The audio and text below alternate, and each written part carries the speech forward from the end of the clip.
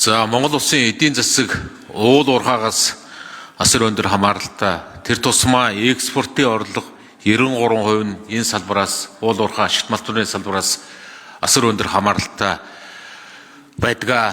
Ийм мөн энэ бүгдийг ингээ харахад уул уурхай ашигт малчны салбар энэ салбарын харилцааг зохицуулж байгаа энэ хууль гэдэг бол өөрөө асар чухал ач холбогдолтой.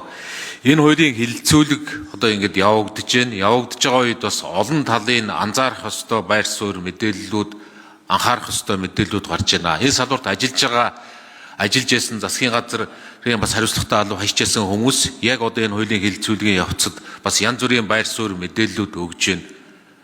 Бас иргэний холбоод мэргэжлийн байгууллагуудаас бас саналууд ирж байна. Оюутлагаатай холбоотой гэрээ хэлэлцээр хийгдэж байгаа энэ үед оюутлагын төслийн үргэлжлэл болсон тэр онтро компани лицензтэй холбоотой бас янз бүрийн мэдээллүүд гарч байна. Тэгэхээр энэ хуулийн асуудлыг нэлээд бас нэгтэлж ингэж яаран сандран биш нэгтэлж ярилцах ёстой гэж Ардчилсан намын бүлгээс үзэж байна. Магадгүй оюутлагуудаар тодорхой хэмжээний гэрээний хөнгөлөлт, зээлийн хүүгийн хөнгөлөлт, менежментийн төлбөрийн хөнгөлөлт гэдэг хөнгөлт гарч байгаагаас хэд дахин илүү цаана нь амнаатын хөнгөлөлт олон зүйл энэний цаана яригдж байгаа биш үстэй гэдэг эргэлзээ тэнэгэлзлийг бас хийж болохоор ийм нөхцөл байдал байна. Ийм учраас Ардчилсан намын бүлгээс энэ ашигт малчны тухай хуулийн хэлэлцүүлгээс 3 хоногийн завсарлах хүсэж байна.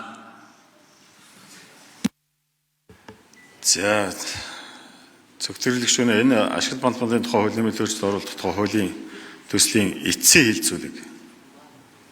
Тэгэхээр эцсийн хэлэлцүүлэг дээр үндсэндээ бол өөрчлөлт бол гарах юм маш болцоо байхгүй шүү дээ. Хууль бол хэлцээр хэлцэдэд эцсийн хэлэлцүүлэг хэлцээж явчихна. Одоо бол ямар нэгэн гормын санал, ямар нэгэн одоо саналууд оролцох, ажлын хэсэг ажиллах боломж олцоо бол өнгөрцөн шүү дээ. Тэгвэл яг та бүхэн маань бас эргээд нэг ярилцчих тэгээд цагийн завсарлага өгье дөө.